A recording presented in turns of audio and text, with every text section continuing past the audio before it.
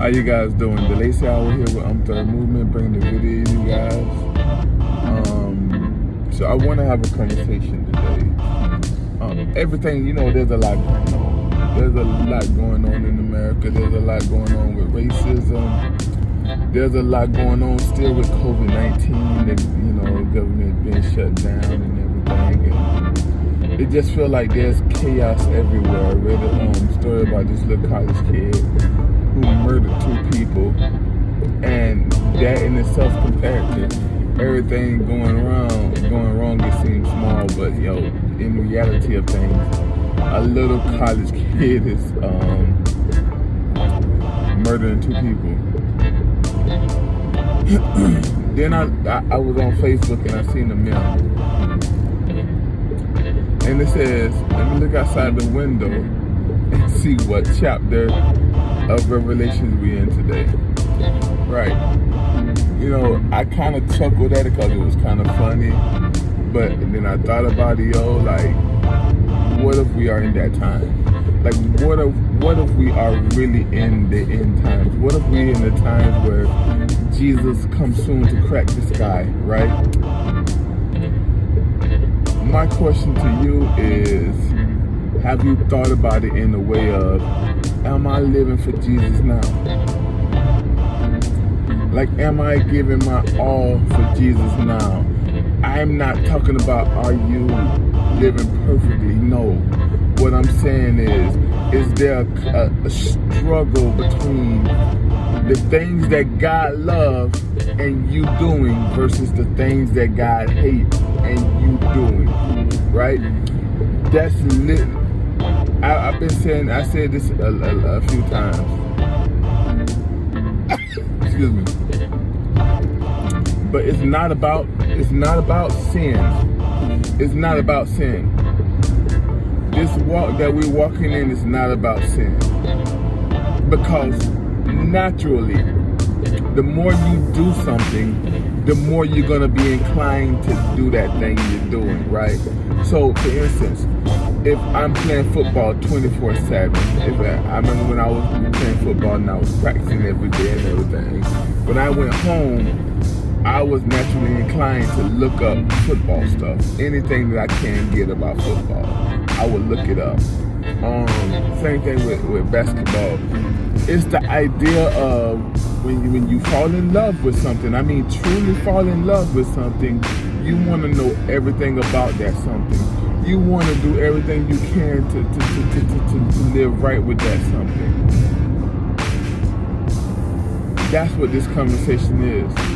See, it's not about sin. But Paul said, because we have liberty, does it mean that we have a freedom to sin? God forbid.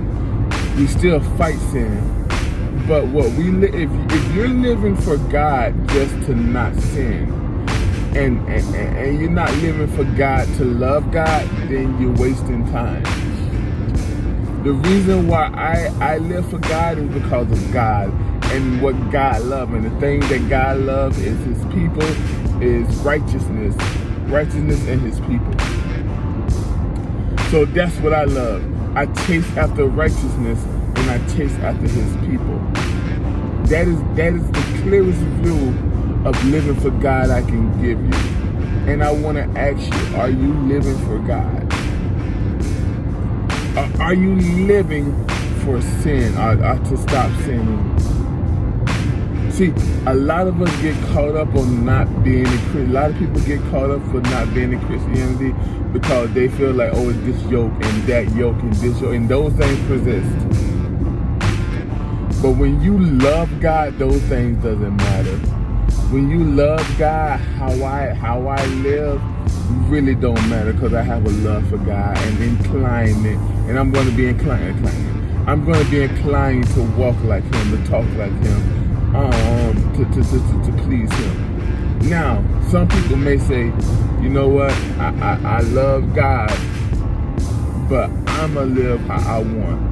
I'ma do the things I want. YOLO, you only live once. I don't judge me. Let me enjoy the things that I enjoy. And God is a good God and merciful, that He will forgive me. And I will ask you, you have a child, right? You will have a son, and your house, you have certain rules that you want to follow because you feel like those rules best protect your child. Those rules are the best way you can raise that child. But that child says, I love you, Daddy. I love you, Mommy, but I'm going to do these things that you tell me not to do because I want to. You say, well, you're going to say, do he really love me, though? Does that child really love me? Or do he love what I can do for him, right? Like they will enjoy the buying the new clothes, the feeding them, the giving them, phones, the paying the phone bills and all this stuff. They would love that. But you will ask yourself, do they really love me? Do they love the giver of those things? And that's what I ask you. If you say you love God, but you want to do whatever you want to do, I got a question. Do you love God, or do you love the goodness of God? Do you love the mercifulness of God? Because spoilers, that mercifulness, that grace, God is going to end. There's going to come a time where it's going to be, this is what I want of you. Will you be in love with God then? And I hate to break it to you, but we read the word. Would you love God then? That's the question I have. It's easy to say, that everything's going on. We live in the end time. And there are, we in the sermon series, in the sermon series, we are introducing ourselves into the end time, and we're taking ourselves slow. And if you really look at Matthew chapter 24, you'll see Jesus talking about the end time, and one of the first things he says is that there'll be a time of cold love, right? Love will grow cold, and we're experiencing that. Do you love God? Or do you love the things of God?